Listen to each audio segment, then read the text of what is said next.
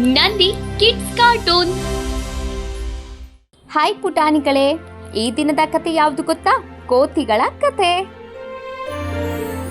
ಒಂದು ದೊಡ್ಡ ಕಾಡಲ್ಲಿ 2 ಕೋತಿಗಳು ಇದ್ವು. ಅವುಗಳು ಸ್ನೇಹಿತರಾಗಿದ್ದು ಜೊತೆಗೆ ಜೀವನವನ್ನ ಕೂಡ ನಡೆಸ್ತಾ ಇದ್ವು. ಹಸಿವಿನಿಂದ ಊಟಕ್ಕಾಗಿ ಅಲೆದಾಡ್ತಾ ಇರುವಾಗ ಅವುಗಳಿಗೆ ಒಂದು ರೊಟ್ಟಿ ಸಿಕ್ತು.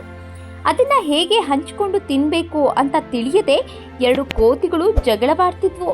ತುಂಬಾ ಸಮಯದವರೆಗೆ ಜಗಳ ಆಡ್ತಿದ್ದ ಕೋತಿಯನ್ನ ಗಮನಿಸಿದ ಮತ್ತೊಂದು ಬುದ್ಧಿವಂತ ಕೋತಿ ಅವರಿಬ್ಬರ ನಡುವೆ ಬಂದು, ನಾನು ನಿಮ್ಮಿಬ್ಬರ ಸಮಸ್ಯೆಯನ್ನ ಪರಿಹರಿಸ್ತೇನೆ, ನಿಮ್ಮಿಬ್ಬರ ಒಪ್ಪಿಗೆ ಇದೆಯಾ ಅಂತ ಕೇಳ್ತು. ಈ ಮಾತಿಗೆ 2 ಕೋತಿಗಳು ಒಪ್ಪಿಕೊಂಡ್ವು.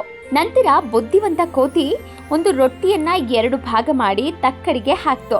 ಒಂದು ಭಾಗ ಕಡಿಮೆ ಇದ್ದು ಇನ್ನೊಂದು ಭಾಗ ಹೆಚ್ಚಾದಾಗ ಹೆಚ್ಚು ತೂಕವಿದ್ದ ರೊಟ್ಟಿಯ ಭಾಗವನ್ನ ಸ್ವಲ್ಪ ಮುರಿದು ತಿಂದಿತು. ಮತ್ತೆ ರೊಟ್ಟಿಯನ್ನ ತಕ್ಕಡಿಗೆ ಹಾಕಿದಾಗ ಇನ್ನೊಂದು ತಕ್ಕಡಿಯ ಭಾಗ ಕೂಡ ಹೆಚ್ಚಾಯ್ತು.